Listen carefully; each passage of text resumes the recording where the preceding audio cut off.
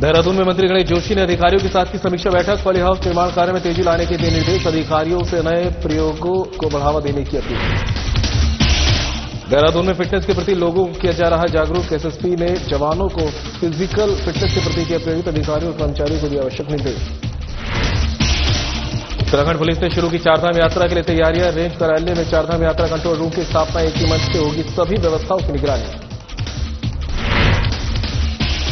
लक्ष्मण झूला में टप्पेबाजों ने घाट तोड़ाया पर्यटकों का सामान। पुलिस ने केस दर्ज कर टप्पेबाजों को किया गिरफ्तार। कब्जे से 6 मोबाइल, चाबी, पर्स और नकदी बरामद।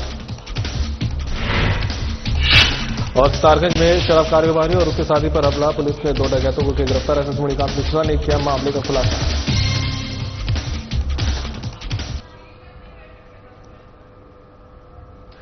नमस्कार, उत्तराखंड की खबरें लेकर मैं हूं आपके साथ संदीप निरंजन सरकार। और अब खबरों का रुख कर लेते हैं, जहां पर चकुटिया में अल्मोड़ा में चैत्र अष्टमी में मेले में पहुंचे हैं सीएम धामी। मां अग्नेरी धाम में किए दर्शन।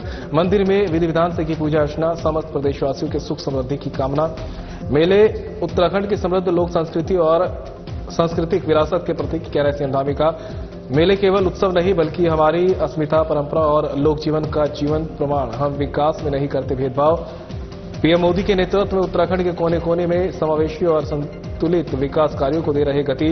केदारखंड में धार्मिक और सांस्कृतिक केंद्रों का चहुमुखी हो रहा विकास। मानसखंड के प्राचीन मंदिर और तीर्थ स्थलों को भी दिए जा रहे हैं नए आयाम।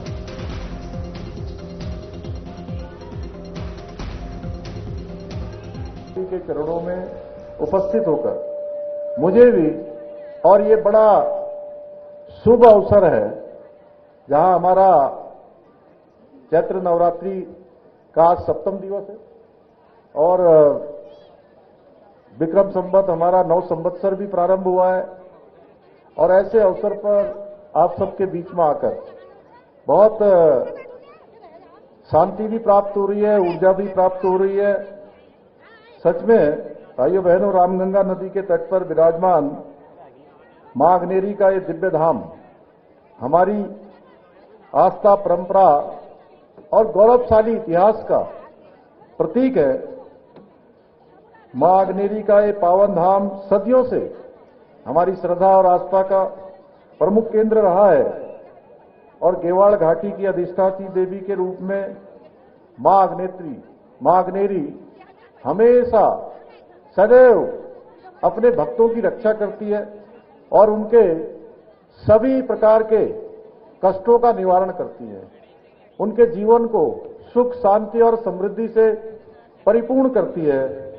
ये ऐतिहासिक मेला भी मां अग्नेरी की कृपा से प्रारंभ हुआ था। जब वर्ष 1902 में हैजा महामारी के निवारण के लिए चैत्र नवरात्रि की महाअष्टमी पर इसकी शुरुआत की गई थी।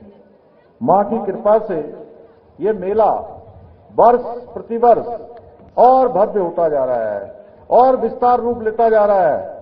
और शायद इसीलिए मुझे और आज आदरणीय अजय टमटा जी को आप सबके बीच में मां की कृपा से आने का अवसर प्राप्त हुआ, क्योंकि ये ऐसा देव स्थान है कि कोई भी अपनी इच्छा से ऐसे स्थानों पर नहीं आ सकता। जब तक कि मां की कृपा न हो, मां की इच्छा न हो। मैं समझता हूं कि आप सब लोग भी आए होंगे तो अपनी इच्छा से जरूर आए होंगे, लेकिन उसके ऊपर मां की कृपा होगी, इसीलिए आप सब मां के इस प्रांगण में यहां पर उपस्थित हुए हैं। अब ये मेला केवल धार्मिक अनुष्ठानों तक सीमित नहीं है, बल्कि हमारी लोक कला, संस्कृति और हमारी जो परंपराएं हैं। सीएम पुष्कर सिंह धामी हरिद्वार पहुंचे, जहां सीएम धामी ने उत्तराखंड कबड्डी एसोसिएशन द्वारा आयोजित युवा ऑल स्टार चैंपियनशिप 2025 के समापन समारोह में शिरकत की है। सीएम धामी ने कबड्डी खेलकर खिलाड़ियों का उत्साहवर्धन भी किया। आइए आपको सीधे ले चलते हैं वंदना कटारिया इंडोर स्टेडियम रोशनाबाद हरिद्वार, जहां सीएम धामी समापन समारोह में उपस्थित खिलाड़ियों और दर्शकों को संबोधित कर रहे हैं। धैर्य और टीम स्पिरिट भी बहुत आवश्यक होती है। ये देश का दुर्भाग्य रहा कि लंबे समय तक कबड्डी को सम्मान नहीं मिल पाया था, जिसके वो हकदार हैं। परंतु पिछले 1 दशक में आदरणीय प्रधानमंत्री नरेंद्र मोदी जी के नेतृत्व में कबड्डी ने न केवल भारत बल्कि अंतर्राष्ट्रीय स्तर पर एक अलग पहचान बनाई है। 2014 से प्रारंभ हुई प्रो कबड्डी लीग जैसी प्रतियोगिता के आयोजन से न केवल खिलाड़ियों को एक बड़ा मंच मिला है, अपनी प्रतिभा के प्रदर्शन का अवसर मिला है, बल्कि कबड्डी को टेलीविजन पर भी काफी लोकप्रियता मिली है। इसी प्रकार युवा और स्टार चैंपियनशिप भी कबड्डी की प्रतियोगिता को एक नया आयाम प्रदान कर रही है। अनेक खिलाड़ियों को एक उनकी प्रतिभाओं को निखारने के लिए, उनकी प्रतिभाओं के प्रदर्शन के लिए यहां पर अवसर प्रदान कर रही है। मुझे बताया गया है कि इस बार इस चैंपियनशिप का 100 से अधिक देशों में लाइव प्रसारण किया गया। इसके साथ ही इस चैंपियनशिप में उत्तराखंड के लिए अलग से एक 10 दिवसीय लीग आयोजित कर हमारे स्थानीय खिलाड़ियों को भी अपनी प्रतिभा का दिखाने का अवसर दिया गया, जिसके लिए मैं उत्तराखंड कबड्डी एसोसिएशन का भी हृदय से आभार व्यक्त करता हूं। भाइयों बहनों, आज हमारा राज्य देश में देवभूमि के साथ साथ खेल भूमि के रूप में भी एक अलग अपनी पहचान बना रहा है।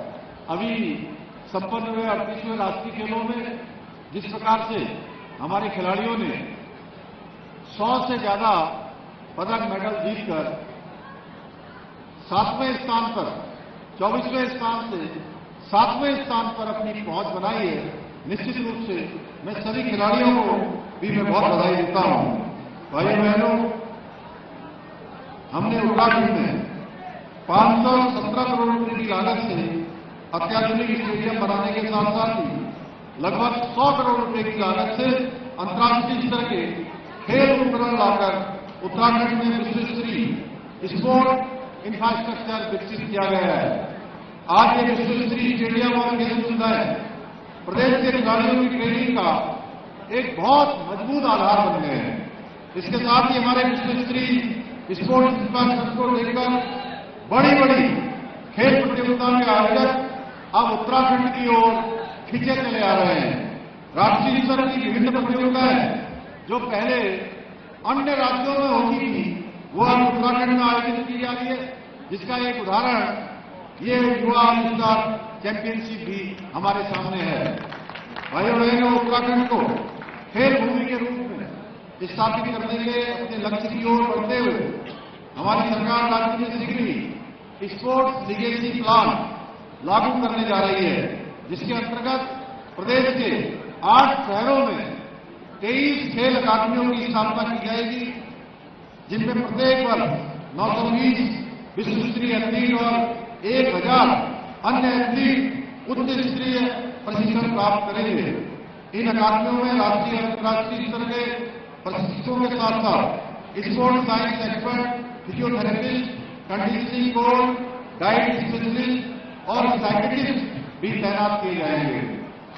इसके साथ ही हमारी सरकार हल्द्वानी में उत्तराखंड का प्रथम खेल विश्वविद्यालय एवं लोहाघाट में एक महिला स्पोर्ट्स कॉलेज स्थापित करने की दिशा में भी तेजी से आगे बढ़ रही है। मुझे ये बताते हुए गर्व होता है कि इस बार जिस प्रकार से हमारे खिलाड़ियों ने राष्ट्रीय खेलों में इतिहास रचने का काम किया है, जिसमें 2 पदक कबड्डी के खिलाड़ियों ने भी जीते हैं। आज के इस अवसर पर मैं पूरे विश्वास के साथ ये कहना चाहूंगा कि ये तो केवल हमारी शुरुआत भर है। आने वाले समय में उत्तराखंड के खिलाड़ी राष्ट्रीय स्तर पर ही नहीं बल्कि अंतर्राष्ट्रीय स्तर पर भी मेडल लाकर संपूर्ण उत्तराखंड के साथ साथ भारत को भी गौरवान्वित करेंगे। तो वहीं उत्तराखंड पुलिस की चारधाम यात्रा के लिए तैयारियां शुरू हो चुकी है। पुलिस मुख्यालय में traffic director IG Garhwal Narayan Singh Napalchyal ने की प्रेस वार्ता। चारधाम यात्रा का नोडल अधिकारी आईजी गढ़वाल राजीव स्वरूप रेंज कार्यालय में चारधाम यात्रा कंट्रोल रूम की गई स्थापना। यात्रा सुरक्षा और डेटा मॉनिटरिंग सहित सभी व्यवस्थाओं की निगरानी एक ही मंच से। चारधाम यात्रा मार्ग को 15 सुपर जोन, 41 जोन और 137 सेक्टरों में किया गया विभाजित। प्रत्येक सेक्टर में 24 घंटे पुलिस बल रहेगा तैनात। यात्रा मार्गों पर 9 अपर पुलिस अधीक्षकों को रूट प्रभारी के रूप में किया नियुक्त। यातायात प्रबंधन के लिए भी व्यापक रणनीति की गई तैयार। यातायात व्यवस्था को सुव्यवस्थित करने के लिए ब्लूप्रिंट किया गया तैयार।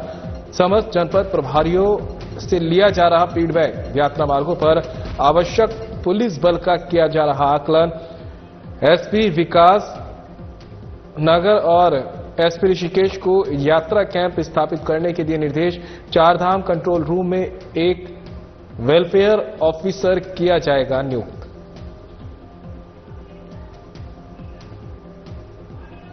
कि उत्तराखंड पुलिस की जो ये चारधाम यात्रा जो है 2025 की विशेष तैयारियां जो हैं पिछले हम यात्रा के जस्ट खत्म होने के बाद में हम उसको किए जा रहे हैं और काफी हद तक हर एक लेवल पे प्रशासनिक स्तर पर शासकीय स्तर पर काफी मीटिंग्स हुई हैं। फिर सारे जिलों का रेंज स्तर पर कोऑर्डिनेशन हुआ है। फिर अपने जो हमारे सिस्टर्स विंग्स हैं जैसे हमारा ट्रैफिक डिपार्टमेंट है, हमारा फायर सर्विस है, हमारी एसडीआरएफ है, उनके भी जो हेड्स हैं उनके साथ भी पूरा समन्वय किया गया है ताकि इस बार की जो चारधाम यात्रा है वो बहुत ज्यादा अच्छी हो, सुखद हो, सुरक्षित हो और यात्री जो यहां पे आए एक सुखद अनुभव लेके आए। तो इस क्रम में जो यात्रा की सुगमता के लिए हम लोगों ने जो व्यवस्थाएं की हैं उसमें मैं आपको बता देता हूं कि इस यात्रा में हमने इस बार 2 नए प्रयोग किए हैं। एक प्रयोग है जो हमने अपने रेंज लेवल पे एक डेडिकेटेड चारधाम यात्रा सेल उसको हमने यहां पे सृजित किया है और इसके अंदर में हमने इसके जो सेक्टर्स जो बांटे गए हैं उसमें जो 15 सुपर जोन्स में इसको डिवाइड किया गया है ट्रैफिक को मैनेज करना। और आउट जो हमारा हरिद्वार से लेके देहरादून से उनकी रेती से जो हमारी एंट्रीज होती है और ऊपर के जो हमारे 3 डिस्ट्रिक्ट्स जो मेन हमारे आते हैं तो उनमें उनका जो डाइवर्जन का प्लान है और कहाँ इन्होंने होल्डिंग एरियाज बनाए हैं, कहाँ पर इनका जो है जैसे कुछ यातायात के डाइवर्जन से संबंधित नए उन्होंने रूट्स वगैरह डेवलप किए हैं। तो इसमें जैसे मैंने देहरादून और हरिद्वार में खुद विजिट किया एक पॉइंट पर जाके, तो ये कोऑर्डिनेशन मेरा हमारा डिस्ट्रिक्ट लेवल के अधिकारी एसएसपीज के माध्यम से ही होना है जिसमें हमारे ट्रैफिक के भी कंपोनेंट रहता है। तो ये सारी चीजें हमने चिन्हित की है और अब हम जो ऊपर के जो 3 डिस्ट्रिक्ट्स है उनमें भी हम आने वाले 5-7 दिन में हम अपना विजिट कर लेंगे। हमारी टीम जाएगी और वो जो इन्होंने डिस्ट्रिक्ट लेवल से जो इन्होंने जो प्लान दिए हैं उनका वेरिफिकेशन और डिप्लॉयमेंट और उनमें जो इनके डिमांड्स आएंगे ट्रैफिक के जो हमारी पर्सनल्स का, तो वो हम जो इक्विपमेंट्स और उसका फुलफिलमेंट करेंगे। बेसिकली हमारा चारधाम गढ़वाल से संबंधित है और हम कुमाऊं से ही उसमें जो कोर्स वगैरह दे पाएंगे। इस बार एक जैसे आपने बताया था एक बड़ी अच्छी बात रही कि चारधाम यात्रा है, ये इसको सुचारू रूप से चलाने के लिए बेसिकली यातायात पर ही यातायात ही आप कहेंगे जिसमें ह्यूमन ट्रैफिक और व्हीकलर ट्रैफिक है। तो इस बार जो पिछले बारों के अनुभव के हिसाब से विकास नगर जो आपका यमुनोत्री मार्ग है उसमें भी स्ट्रेंथन करने के लिए आप लोगों ने रिक्वेस्ट की थी, तो उसमें और गंगोत्री मार्ग जो आपका। कृषि मंत्री गणेश जोशी ने कृषि और उद्यान विभाग के अधिकारियों को प्रदेश में निर्धारित लक्ष्य के अनुरूप पॉली हाउस निर्माण कार्य में तेजी लाने के साथ ही तय समय सीमा पर पूरा करने के निर्देश दिए गए हैं। विभागीय मंत्री गणेश जोशी ने समीक्षा बैठक के दौरान अधिकारियों को निर्देश देते हुए कहा कि सभी कार्यों को तय समय सीमा में पूर्ण किया जाए जिससे किसानों को अधिकतम लाभ मिल सके। उन्होंने अधिकारियों को यह भी सुनिश्चित करने को कहा कि किसानों को पौध, बीज, यूनिवर्स कार्टन इत्यादि का आवंटन कैलेंडर के अनुरूप समय पर उपलब्ध कराया जाए। कृषि मंत्री गणेश जोशी ने निर्देश दिए कि स्थानीय नर्सरियों को प्राथमिकता दी जाए, जिससे प्रदेश में पौध उत्पादन और वितरण की प्रक्रिया को सुचारू रूप से संचालित किया जा सके। साथ ही नर्सरी ऑफिसर की जिम्मेदारी तय करने पर जोर दिया, जिससे इस कार्य में पारदर्शिता बनी रहे और किसानों को समय पर उच्च गुणवत्ता वाली पौध प्राप्त हो सके। कृषि मंत्री गणेश जोशी ने यह भी कहा कि कृषि और उद्यान के क्षेत्र में आर्थिकी को सुदृढ़ करने के लिए नवाचार पर विशेष ध्यान दिया जाए। उन्होंने अधिकारियों से अपेक्षा की है कि वे नए प्रयोगों को बढ़ावा दें, जिससे खेती में आधुनिकता आए और किसान नई तकनीकों को अपनाकर अधिक लाभ कमा सके।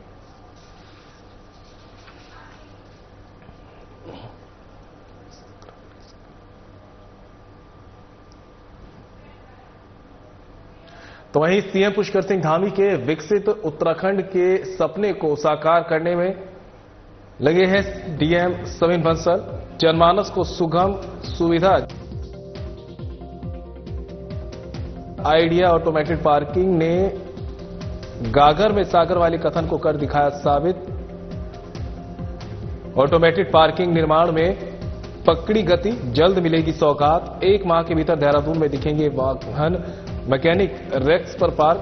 तिब्बती मार्केट, परेड ग्राउंड आउटर और कोरोनेशन अस्पताल पर चल रहा निर्माण। दिसंबर में सीएम धामी ने किया था शिलान्यास। एनकेन स्रोतों से डीएम ने जुटा ही लिया फंड। न्यून लागत और उच्चतम प्रतिफल का प्रतीक, ये कहना है डीएम सविन बंसल का। वाहन प्रेमी शहर देहरादून में ऑटोमेटेड पार्किंग का ले सकेंगे सुविधा। वाहन सुरक्षा के लिए आधुनिक तकनीक से लैस होगी ऑटोमेटेड पार्किंग। तिब्बती मार्केट ऑटोमेटेड पार्किंग में वाहनों की क्षमता 132, परेड ग्राउंड आउटर में वाहनों की क्षमता 98, कोरोनेशन अस्पताल ऑटोमेटेड पार्किंग में वाहनों की क्षमता 18।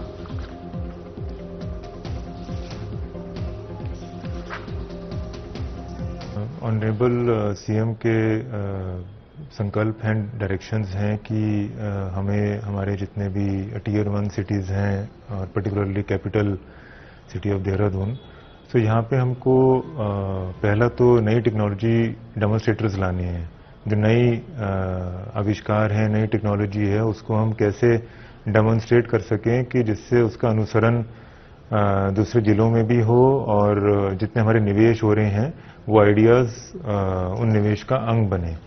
सेकंड है कि हम कैसे, क्योंकि हमारा लैंड रिसोर्स बहुत प्रीशियस हो चुका है, जैसे बढ़ती जनसंख्या और जितने हमारी फ्लोटिंग पॉपुलेशन है टूरिस्ट की, श्रद्धालुओं की, हमारे पूरे एनसीआर रीजन से भी देहरादून क्षेत्र में निवेश बढ़ते जा रहे हैं। तो गिवन लैंड स्पेस को हम कैसे मैक्सिमाइज करें, उसके उपयोग को, जो यूटिलाइजेशन फैक्टर है वो कैसे एनहांस करें। तो उसका तरीका वही है कि इफ यू गो वर्टिकल, तो गिवन स्पेस को हम 3 टाइम्स 4 टाइम्स तक कैसे इस्तेमाल करें। तो उसको ये प्रोजेक्ट जो हमारा मैकेनिकल ऑटोमेटेड पार्किंग है ये डेमोन्स्ट्रेट करेगा कि एक ही स्पेस में अगर हम उसको वर्टिकल ले जाएं और न्यूनतम कॉस्ट में, कॉस्ट इफेक्टिव भी है, जितने हमारी सिविल पार्किंग में खर्चा आता है उससे कहीं कम हमारी इस पार्किंग को वर्टिकल जाने में आता है। तो एक गिवन स्पेस को हम 3 टाइम्स पार्किंग में अगर यूज कर रहे हैं तो किस तरह से नई टेक्नोलॉजी का इस्तेमाल किया जा सकता है, किस तरह से गिवन स्पेस को ही हम 3 टाइम्स यूज कर सकते हैं, और किस प्रकार से यदि वहां पर कोई नया प्रोजेक्ट आने की संभावना है तो इन मैकेनिकल स्टैक्स को और स्ट्रक्चर्स को हम डिसअसेंबल करके दूसरी जगह पे भी शिफ्ट कर सकते हैं। तो इसमें किसी प्रकार का हमारा कोई सब्सटेंशियल निवेश का लॉस भी नहीं है। तो ओवरऑल ऑब्जेक्टिव यही है कि पहला हम नए डिजाइन्स को। लक्ष्मण झूला थाना क्षेत्र अंतर्गत वानप्रस्थ आश्रम घाट पर पर्यटकों का मोबाइल, गाड़ी की चाबी, पर्स और जरूरी सामान नहाते समय टप्पेबाज उड़ा ले गए। शिकायत मिलने पर पुलिस ने मामले में मुकदमा दर्ज कर 2 टप्पेबाजों को शमशान घाट के पास से गिरफ्तार किया है। आरोपियों के कब्जे से थाना प्रभारी संतोष पैथवाल ने पर्यटकों का मोबाइल, गाड़ी की चाबी और पर्स के अलावा अन्य वारदातों में चोरी किए गए 5 मोबाइल और 7,500 रुपए नकद बरामद किए हैं। आरोपियों को रामझूला चौकी प्रभारी उत्तम रमौला ने न्यायालय में पेश किया, जहां कोर्ट के आदेश पर पुलिस ने आरोपियों को जेल भेज दिया है। मामले का खुलासा करते हुए पुलिस कप्तान लोकेश्वर सिंह ने बताया कि आरोपियों की पहचान हरिशंकर और दीपक कश्यप के रूप में हुई है। दोनों आरोपी हरिपुर कला रायवाला के रहने वाले हैं। हरिशंकर थाना रायवाला का एक्टिव गैंगस्टर भी है।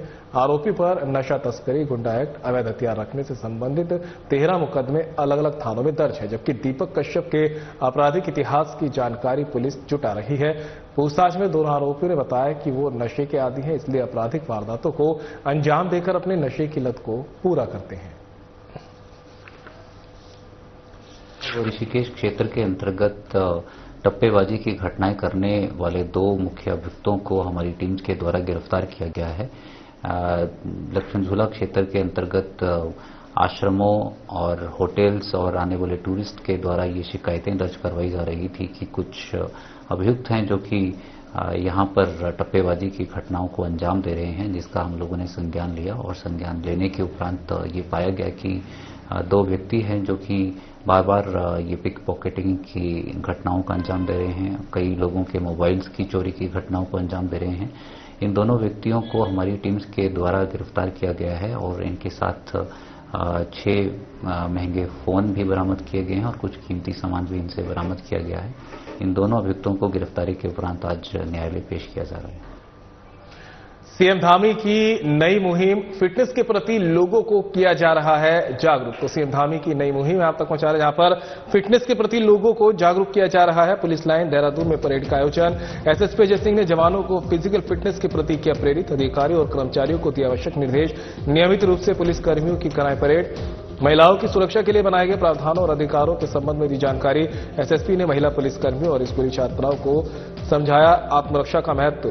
प्रशिक्षित महिला पुलिसकर्मियों ने स्कूली छात्राओं को दी सेल्फ डिफेंस की ट्रेनिंग। साइबर अपराध के तरीकों और बचाव के उपायों के संबंध में भी किया जागरूक। सेल्फ डिफेंस की ट्रेनिंग सभी महिलाओं के लिए बेहद आवश्यक, ये कहना है एसएसपी अजय सिंह का।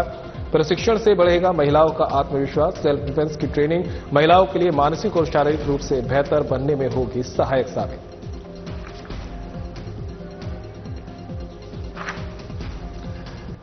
सीएम धामी की नई मुहिम, फिटनेस के प्रति लोगों को किया जा रहा जागरूक। पुलिस लाइन देहरादून में परेड का आयोजन। एसएसपी अजय सिंह ने जवानों को फिजिकल फिटनेस के प्रति किया प्रेरित। अधिकारियों और कर्मचारियों को दिया आवश्यक निर्देश। नियमित रूप से पुलिस कर्मियों की कराएं परेड। महिलाओं की सुरक्षा के लिए बनाए गए प्रावधानों और अधिकारों के संबंध में भी दी जानकारी। एसएसपी ने महिला पुलिसकर्मियों और स्कूली छात्राओं को समझाया आत्मरक्षा का महत्व। प्रशिक्षित महिला पुलिसकर्मियों ने स्कूली छात्राओं को दी सेल्फ डिफेंस की ट्रेनिंग। साइबर अपराध के तरीकों और बचाव के उपायों के संबंध में भी किया जागरूक। सेल्फ डिफेंस की ट्रेनिंग सभी महिलाओं के लिए बेहद आवश्यक है, कहना है एसएसपी अजय सिंह का। प्रशिक्षण से बढ़ेगा महिलाओं का आत्मविश्वास। सेल्फ डिफेंस की ट्रेनिंग महिलाओं के लिए मानसिक और शारीरिक रूप से बेहतर बनने में होगी सहायक साबित।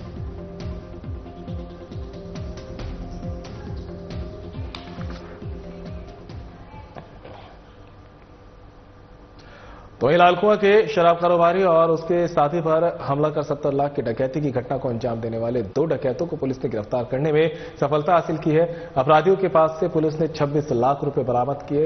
एसएसपी मणिकांत मिश्रा ने मामले का खुलासा करते हुए बताया कि लालकुआं निवासी मोहित चौबे ने थाने में तहरीर देते हुए बताया कि किरण कौर नाम की एक महिला 3 महीने से उनसे सोना खरीदने की बात कह रही थी। मोहित महिला की बात को लंबे समय से टालता रहा। महिला के बहुत बार जिद करने और बार के बाद मोहित और उसका साथी संदीप शर्मा सोने का सौदा करने के लिए पैसे लेकर सितारगंज में बबली के बताए हुए पते पर पहुंचा। उन्होंने देखा कि घर पर बबली अपने कुछ साथियों के साथ मौजूद थी। मोहित ने बबली से सोना लाने के लिए कहा तो बबली ने उन्हें इंतजार करने की बात कही। थोड़ी देर बाद ही एक बिना नंबर प्लेट की गाड़ी से और लोग भी लाठी डंडों के साथ बबली के घर पर घुस गए और मोहित और उसके साथी के साथ लाठी डंडों से मारपीट शुरू कर दी। बदमाश मोहित से पैसों से भरा बैग छीनकर फरार हो गए। पुलिस ने आरोपियों के खिलाफ नामजद मुकदमा दर्ज कर जांच शुरू कर दी है। पुलिस टीम ने आरोपियों के घर पर दबिश देते हुए आरोपी बलवीर से लूट के 5,50,000 रुपए और आरोपी लखविंदर के कब्जे से 20,50,000 रुपए बरामद किए। आरोपियों की आपराधिक कुंडली खंगाली जा रही है। साथ ही मामले में संलिप्त अन्य आरोपियों की तलाश जारी है। एसएसपी मणिकांत मिश्रा ने डकैतों को पकड़ने वाली पुलिस टीम को 10,000 का इनाम देने की घोषणा की है।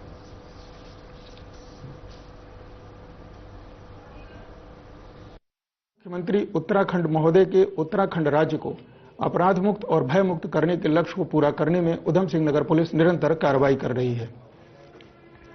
सितारगंज थाने में वादी मोहित के द्वारा एक तहरीर दी गई, जिसमें यह बताया गया कि कुछ लोगों ने मिलकर उनके साथ ठगी की और 70 लाख रुपए लूट लिए।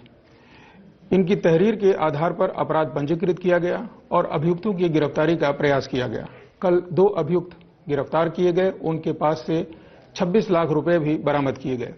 शेष अभियुक्तों की गिरफ्तारी और लूट में गया हुआ माल बरामद करने का प्रयास किया जा रहा है और जो अभियुक्त कल गिरफ्तार हुए थे उन्हें आज न्यायालय के समक्ष प्रस्तुत किया जा रहा है। और फिलहाल इस बुलेटिन में मेरे साथ इतना ही। दीजिए इजाजत। नमस्कार।